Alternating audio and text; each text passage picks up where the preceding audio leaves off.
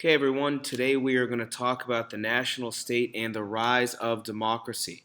By the late 19th century, progress had made toward establishing constitutions, parliaments, and individual liberties. We were going to see the rise of new political parties and labor unions challenging the governments of Europe. We're also going to see a substantial amount of competition among countries. While democracy triumphed in Western Europe, authoritarianism prevailed in Central and Eastern Europe, as industrialization is also going to be sweeping the United States. We're also going to see a substantial amount of international rivalries that are going to set the stage for war. First place we're going to talk about is Western Europe. By the late 1800s, political democracy was spreading throughout Europe, as I already mentioned. There's going to be the rise of something called ministerial responsibility.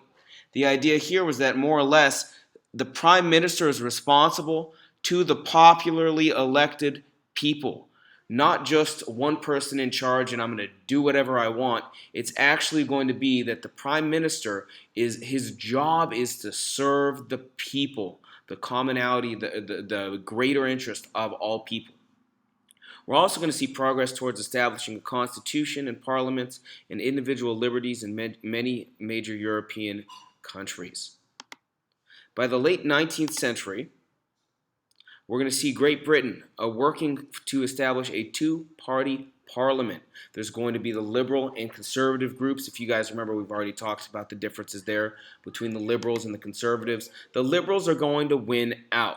The liberals are going to be in favor of social reforms such as unemployment benefit and pensions. And what I mean, as a common person in society, you are going to be much more in favor of the liberal way of life than you would be in favor of the conservative, traditional, old way where the commoner really didn't have many rights.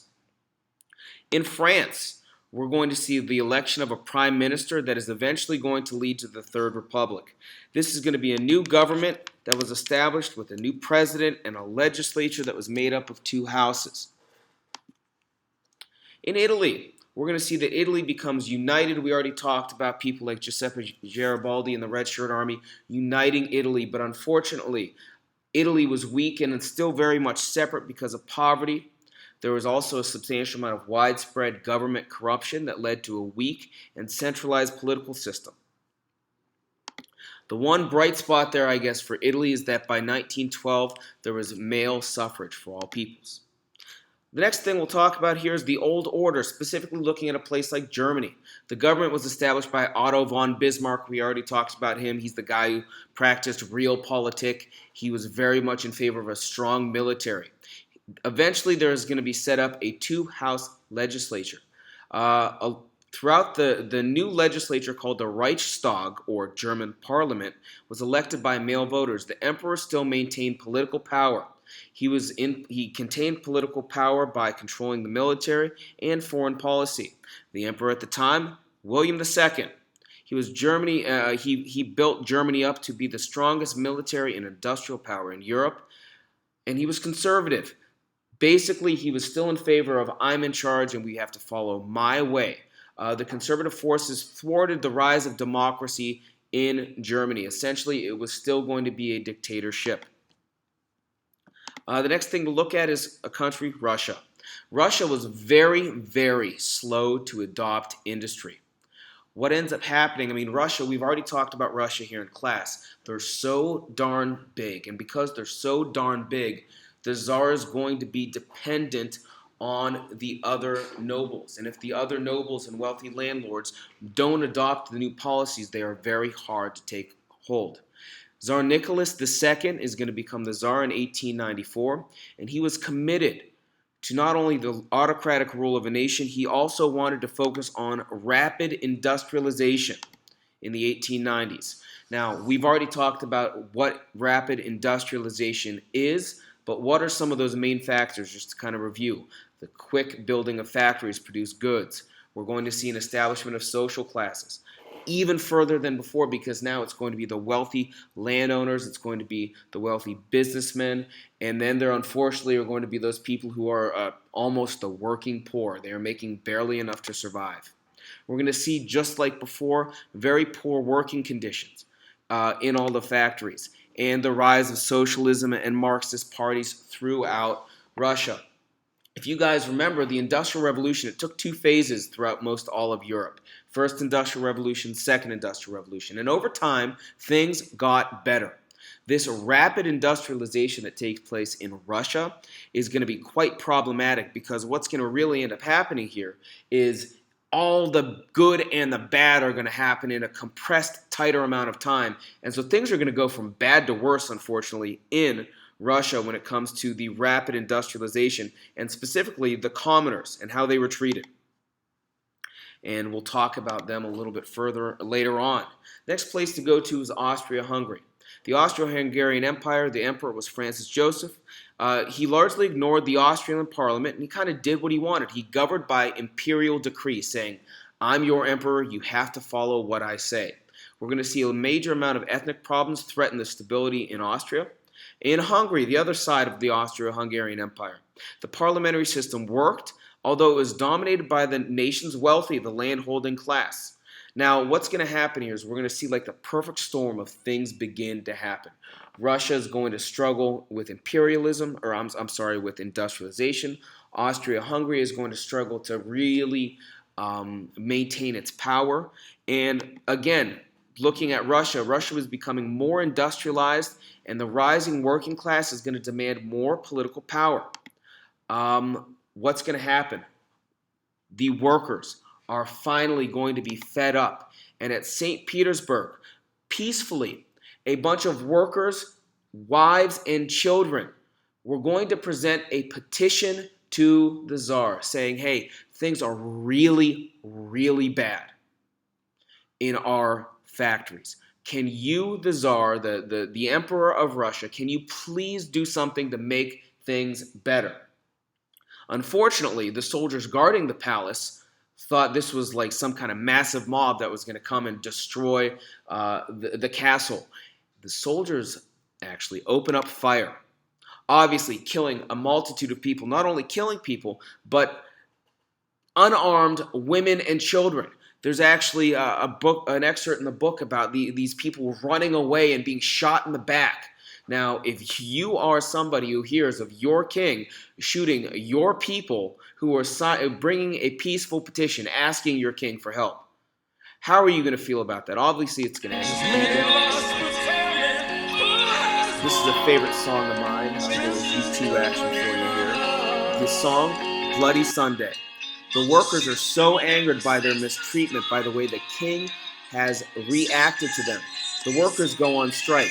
And I'm not talking about just a couple of workers. I'm talking about all of the workers of Russia, essentially, go to a work stoppage mode. No factories can produce anything. And eventually Tsar Nicholas is going to have to relent, and he is going to say, we are going to fix this. One of the ways the Tsar is going to fix this is by establishing something called the Duma. This is like the Russian Legislative Assembly. Although what happens is he's going to limit the power of the legislative body eventually. He's going to at first say, hey, I'm sorry, my bad, let's make this right. And then within a few short years, he's going to basically cripple the Duma to the point where it can't really do much of anything. But that's a story for another time. Next thing to take a look at is going to be the crisis in the Balkans. By 1878, we are going to see that the Ottoman Empire is going to lose power. They're going to lose control over places like Greece and Serbia and Romania, as well as Montenegro, and areas in the Balkans began to gain their freedom. They started fighting for and defeating and petitioning the Ottoman Empire. The Ottoman Empire, as we talked about it last chapter, is in a constant state of decline. Ever since like the 15 and into the 16, 17, 1800s, the Ottoman Empire is going to continually get weaker and weaker and weaker. More countries are going to become more nationalistic, and they're going to want to fight for their freedom. What's going to end up happening here is, remember, we've always talked about this, when countries are in crisis, when they are fighting, when they are warring, they look weak.